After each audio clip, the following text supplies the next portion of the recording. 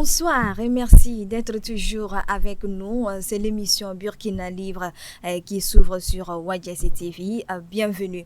Sur invitation du président du Faso, le capitaine Ibrahim Traoré, le président de la République du Tchad, le maréchal Mahamat Idriss Déby Itno, était à Ouagadougou les 21 et 22 février. C'était le week-end dernier où il a pris part à la grande cérémonie d'ouverture de la 29e édition du Festival panafricain du cinéma et de la télévision de Ouagadougou FESPACO 2025. Qu'est-ce qu'il faut retenir de son séjour ou quel est l'enjeu de cette invitation du président du Faso ou de cette visite du président de la République du Tchad au Burkina Faso? Wadjesse TV s'y intéresse.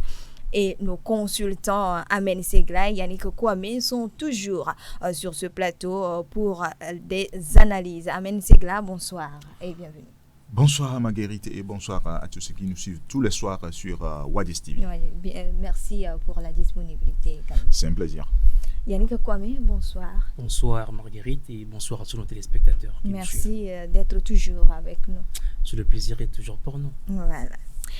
Nous avons tous remarqué un séjour très chargé du président tchadien au Burkina Faso. Au-delà, Yannick, de l'événement culturel FESPACO 2025, est-ce que la visite sur invitation du maréchal Mahamat marque une autre étape dans les relations bilatérales entre le Burkina Faso et le Tchad? Alors, la visite du maréchal Idriss Déby Mahamat, président du Tchad au Burkina Faso dans le cadre du FESPACO. C'est de la diplomatie qui se déplace sur le terrain de la culture. Alors, au lieu de se rencontrer dans un cadre beaucoup plus formel, beaucoup plus politique, des fois un peu plus tendu, les deux dirigeants ont préféré se rencontrer dans un cadre plutôt bon enfant, plutôt convivial, où il y a des cultures qui se croisent et tout. Alors, on se demande pourquoi le maréchal Idriss Déby est arrivé à Ouaga et qu'est-ce qu'il a concrètement dit avec son homologue, le capitaine Ibrahim Traoré. Alors, on n'est pas dans le secret des yeux pour savoir ce qui s'est passé, mais on se demande, peut-être que le maréchal est un aficionado du 7e art, c'est un passionné du cinéma, on ne sait pas, peut-être. Mais il aurait pu tout simplement, pour honorer cette invitation du Burkina Faso, déléguer son ministre de la Culture, son ministre en charge de la Culture et des Arts. Mais au-delà de ça, il a préféré lui-même y assister. Alors, la piste la plus probable, c'est, au regard de l'actualité des deux pays, c'est l'étude d'une possibilité de rapprochement entre les deux pays. Alors, quand je parle de rapprochement, les deux pays ont toujours été proches l'un de l'autre, surtout en ce qui concerne la culture. Voilà, ils ont des relations culturelles et historiques. Je parle plutôt d'un rapprochement plutôt diplomatique et politique. Parce que vous n'êtes pas sans savoir que de plus en plus de voix s'élèvent pour une adhésion du Tchad au pays de l'Alliance des États du Sahel, pour dynamiser cette lutte contre le terrorisme et pour la lutte pour la souveraineté de ces 4 pays, le Tchad inclus. Donc, je crois que c'est la piste la plus privilégiée. Bon, à défaut de l'adhésion du Tchad à l'AES, pourquoi ne pas consolider les relations bilatérales entre les deux pays? Et je crois que c'est ce qu'ils sont en train de faire. C'est dans ce cadre également, ils ont tenu une séance de travail avec les délégations des deux pays. Tout à fait. Les deux présidents également ont eu... Tout à fait. Et à l'issue de la rencontre, un communiqué conjoint a été porté au grand public. Et voilà, un communiqué qui, rapporte une éventuelle coopération entre les deux pays. On va y revenir. Ouais, d'accord. Voilà, Amen Segla, le Burkina Faso et la République du Tchad partagent des relations historiques. Est-ce que la visite du président Mahamat Idriss Déby à Ouagadougou est une nouvelle étape dans leurs relations? Alors, l'arrivée du président tchadien au Burkina Faso revêt une importance capitale, stratégique et symbolique. et qui dépasse le cadre de la cérémonie d'ouverture du FESPACO 2025. Alors, vous n'êtes pas sans savoir que déjà les deux pays ont partagé une même histoire par le passé parce que le Tchad et le Burkina Faso entretiennent une relation diplomatique depuis leur indépendance. Déjà en 1960, ils sont déjà dans une coopération. Et aujourd'hui, quand vous prenez la géopolitique actuelle dans le Sahel, et les deux pays partagent un même défi, qui est le défi sécuritaire. Et l'armée tchadienne, sur ce volet-là, quand vous prenez l'armée tchadienne, c'est une armée très vraiment sophistiquée, aguerrie. Et aussi, quand vous prenez l'armée burkinabé, c'est une armée qui est en restructuration. Donc, les deux pays ont intérêt à coopérer du moment où ils partagent ce même défi-là, qui est la lutte contre le terrorisme. Et aussi, quand vous prenez le volet lutte contre l'ingérence des impérialistes dans les affaires politiques dans des États, vous allez voir que le capitaine Ibrahim Traoré, le président du Faso, est l'un des premiers présidents à féliciter le président tchadien Locsin Tagi de dénoncer ouvertement l'accord militaire ou bien l'accord de coopération militaire avec la France. Et d'ailleurs, il a appelé le peuple tchadien à l'abnégation, à la résistance et à la résilience. Donc, les deux pays-là ont intérêt à se retrouver du moment où il a été choisi comme pays d'honneur. Donc, le président tchadien a intérêt de se déplacer au Burkina Faso pour tisser un certain nombre d'accords. Et ils sont en train de mettre également en place une commission mixte pour des négociations bien... des échanges. Oui, en dehors du volet sécuritaire, le Tchad a intérêt de coopérer avec le Burkina Faso parce que quand vous prenez l'État burkinabé, aujourd'hui, avec tout ce qui est amorcé en matière de développement, d'installation des industries et autres là, l'autre fois j'ai dit ça dans l'une de nos émissions ici, que le Tchad constitue un marché au niveau de l'Afrique centrale, c'est-à-dire par exemple, aujourd'hui, avec les industries que le capitaine Ibrahim Traoré est en train de mettre en place au Burkina Faso, coopérer avec le Tchad est dans l'intérêt de ces deux pays-là, même en dehors du volet sécuritaire, aussi sur le volet économique. Et tout ça là nécessite la mise en place d'une commission pour pouvoir négocier ce qui peut l'être. Et Yannick Kouame, le président tchadien a invité également officiellement le président du Burkina Faso au Tchad. C'est une manière également de renforcer leurs relations. Tout à fait. Vous savez, quand on parle de diplomatie, cela implique directement la réciprocité. Voilà, le capitaine Ibrahim Traoré a invité le maréchal Idriss Déby dans son pays lors du FESPACO. Et c'est normal, il est de bon ton que le maréchal lui rende appareil. Tout ça pour consolider cette relation qui est entre les deux pays. Alors, la mise en place dans un bref délai de cette commission mixte de coopération et je peux dire ce qui vient matérialiser cet échange que les deux dirigeants ont eu lors de l'ouverture du FESPACO. Donc, on va s'attendre très bientôt à ce que les deux pays là, coopèrent sur la question, coopère surtout sur la question sécuritaire, non seulement sécuritaire, mais économique et politique. Donc voilà, pour le attend de voir de la population. Le président tchadien a également rendu un hommage mérité au président Thomas Sankara. Je m'en vais lire une partie de son message inscrit dans le livre d'or du mémorial Thomas Sankara. Il dit: aujourd'hui encore, Thomas Sankara demeure une icône et un symbole d'émancipation et de liberté vivace dans toute l'Afrique. Plus que jamais, sa philosophie du panafricanisme guidera la marche résolue du continent africain. Et Amen Segra, qu'est-ce qu'il faut comprendre par là, à travers ce message du maréchal? Alors, d'abord, aucun révolutionnaire en Afrique ne peut jamais réussir sa mission s'il ne se réfère pas aux idéologies de Thomas Sankara.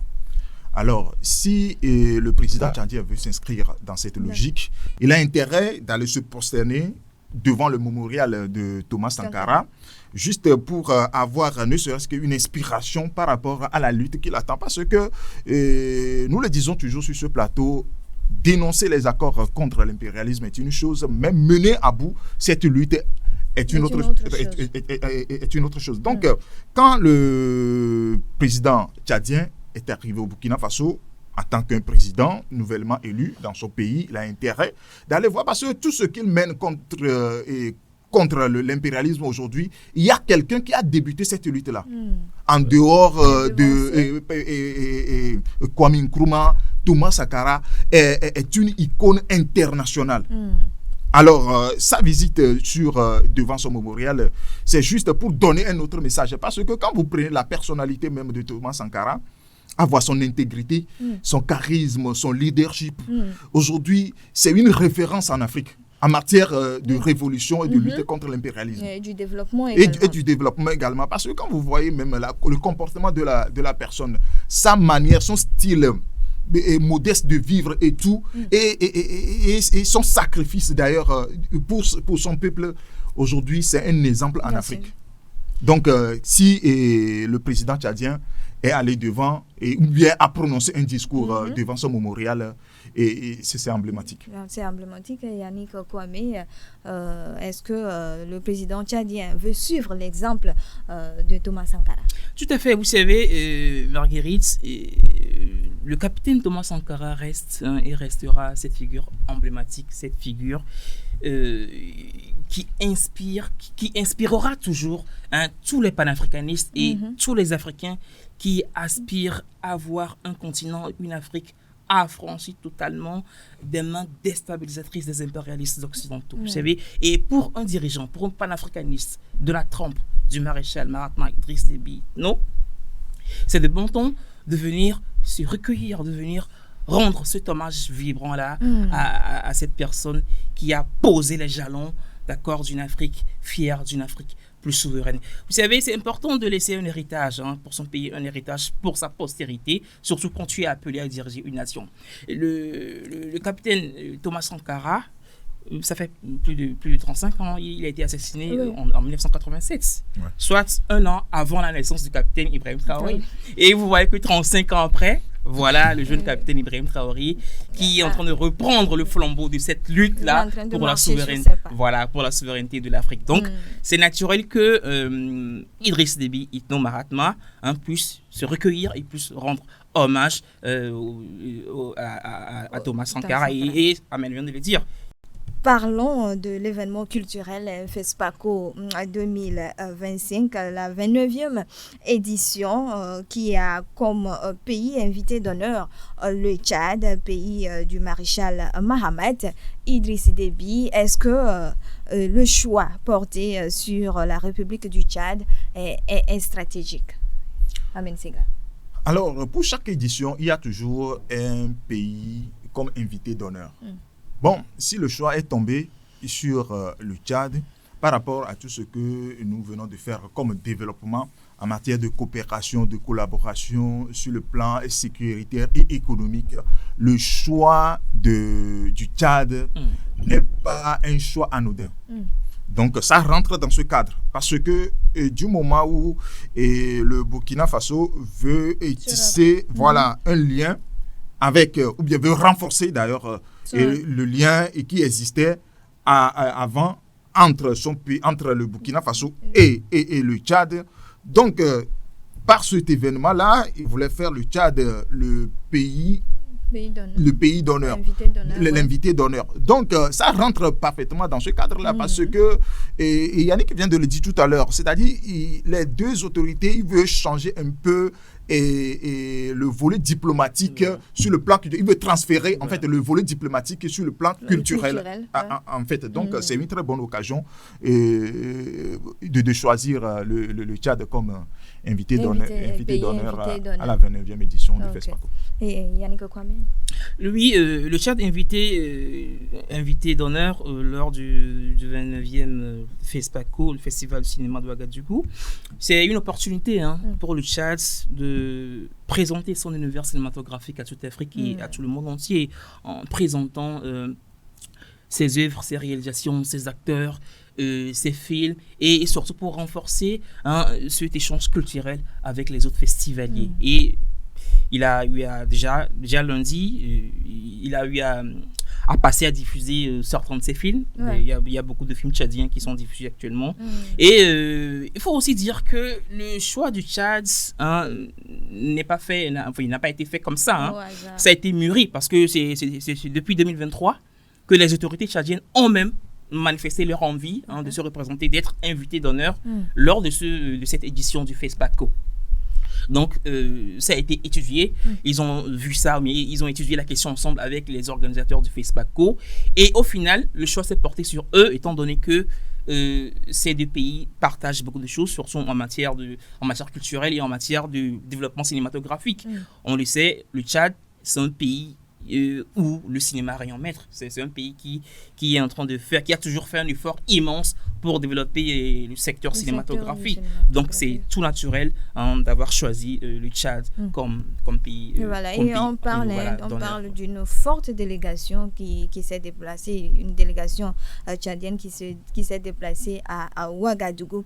Et Amen Segla, dans ces cas, dans le cas du rapprochement du Tchad au Burkina Faso, peut-on parler d'un rapprochement également de la Confédération de l'Alliance des États du Sahel? Alors, avant on parlait de l'intégration du Tchad à l'AES comme une nécessité, mais aujourd'hui c'est devenu un impératif. Parce que quand vous prenez le défi sécuritaire au Sahel, déjà les trois pays, en l'occurrence le Mali, le Burkina Faso, le Niger, ils sont aujourd'hui dans une confédération. Mais ces trois pays-là, par le passé, faisaient partie du G5 Sahel, lequel G5 Sahel n'est plus d'actualité aujourd'hui. Donc, c'est comme si en dehors de la Mauritanie, il y a seulement le Tchad qui est isolé et dans la région, sur le plan géographique, en faisant face à la lutte contre le terrorisme et aussi à l'impérialisme. Donc, du moment où, quand tu es seul, tu es devenu une aubaine inespérée pour les impérialistes de t'anéantir. Donc, il est dans l'intérêt du Tchad aujourd'hui d'intégrer la Confédération de l'AES. Et je pense, je ne suis pas dans les secrets de Dieu, mais je pense qu'il peut avoir les négociations dans ce sens-là. Parce que avoir tout ce que les autorités tchadiennes ont en train d'entreprendre sur le plan géopolitique et tout, ils se rapprochent davantage aux idéaux de l'AES, qui est de lutter contre l'impérialisme et de garder la souveraineté de leur peuple. Donc, du moment où le Tchad aussi s'inscrit dans cette logique-là, il va falloir qu'il intègre, parce que rien ne l'empêche aujourd'hui d'intégrer l'AES. Parce que tout ce qu'on fait, parce qu'ils ont un même défi sur le plan sécuritaire. Et aussi, quand vous prenez les peuples et les cultures se ressemblent et tout. Et puis, je viens de développer un aspect aussi de la chose concernant l'aspect économique. Et comme quoi le Tchad constitue un marché. Parce que quand vous prenez la population tchadienne, cette population, elle est autour de 18 millions et plus. Donc, c'est un vaste marché pour les autres. Produits, voilà. Pour faire découler les produits des autres pays en Afrique centrale. Donc, mais tout ces faits-là, de côte à côte, le Tchad a intérêt de regagner très rapidement l'AES. Voilà. Yannick Kwame, est-ce que le fait de renforcer la coopération, bien sa coopération avec le Burkina Faso, est-ce que le Tchad est en train de poser des pas pour se rapprocher ou bien pour intégrer la Confédération de l'Alliance des États du Sahel? Tu sais, la question de l'adhésion du Tchad au pays de l'AES, la question de l'adhésion du Tchad à l'AES ne se pose même pas. Et ces questions ne doivent même pas se poser du moment où le Tchad a la même vision que ces trois pays que sont le Mali, le Burkina Faso et le Niger, du moment où le Tchad partage les mêmes défis sécuritaires, économiques, militaires, tout ce que vous voulez, avec ces pays, il est de bon ton qu'il fasse le pas et qu'il intègre cette confédération-là. C'est une confédération où les pays sont égaux, sont tous égaux, sont basés sur la réciprocité, le respect, le bénéfice mutuel gagnant-gagnant. Voilà, bon, je ne sais pas ce qui empêche le maréchal d'accord, de se positionner par rapport à cela. Peut-être qu'il est sur la voie. Voilà, on peut dire qu'il est sur la voie. Mais moi, permettez-moi d'être un peu sceptique par rapport à une adhésion complexe. Mais moi, ce que je suis en train de voir, c'est plus des relations bilatérales entre les trois pays. Pour le moment, il est en train de se rapprocher officiellement du Burkina Faso. Il fera pareil. De même, voilà, pour le Mali et pour le Niger. Et il faut aussi noter que lors du festival Ségoudar, qui a eu lieu en début février, le Tchad était pays d'honneur. Le Tchad a été également invité d'honneur. Donc voilà, tous ces trois pays sont en train de faire une sorte de yeux doux au Tchad. Voilà, parce que écoutez, l'adhésion du Tchad représenterait beaucoup pour les deux parties. Ça aura un avantage considérable et pour le Tchad et pour le pays de l'AES. Et ces 4 pays mis ensemble vont mutualiser leurs efforts, mutualiser leurs mécanismes pour lutter efficacement, pour relever ces défis sécuritaires-là et économiques. Donc, bon, à défaut d'une adhésion complexe, on va privilégier peut-être les coopérations bilatérales avec les 3 pays. Peut-être en attendant. Voilà, avec le temps, on va assister à une adhésion complète du Tchad. Voilà. Et on prévoit pour ça. Et on espère que ça se fasse pour le bien de la population de ces pays. Nous tendons vers la fin de cette émission. Amen Segla, votre mot de la fin. Alors, nous remercions d'abord et tous ceux qui nous suivent tous les soirs. Et c'est l'occasion aussi de les appeler à s'abonner à notre chaîne. C'est vrai que nous sommes attaqués tous les jours que Dieu fait, même ça ne nous décourage pas, plutôt ça nous galvanise. Donc, eux aussi, leur apport nous réconforte. Et c'est pour ça que nous sommes là tous les soirs. On les remercie pour ça d'ailleurs. Ok. Yannick Kwame? Oui, pareil. Déjà, nous remercions nos téléspectateurs qui nous suivent, qui nous ont toujours suivis. Et nous avons besoin de leur force. Ahmed vient de le dire. Nous sommes boycottés sur les réseaux. C'est à eux de nous soutenir et de nous donner la force en s'abonnant massivement et en likant nos publications et en les partageant surtout. Merci. À OADC TV, nous encourageons la solidarité africaine et la consolidation de la Confédération de l'Alliance des États du Sahel pour une lutte plus efficace en faveur de la souveraineté et de la liberté des États africains. La démarche entre le Burkina Faso et le Tchad est donc salutaire. C'est l'occasion de réitérer l'appel à l'unité et à la solidarité des États africains pour relever les défis cruciaux. Merci, chers consultants, pour vos apports. Merci. Merci à vous également, chers téléspectateurs, pour votre attention. Nous vous donnons rendez-vous dans nos prochaines éditions. D'ici là, portez-vous bien.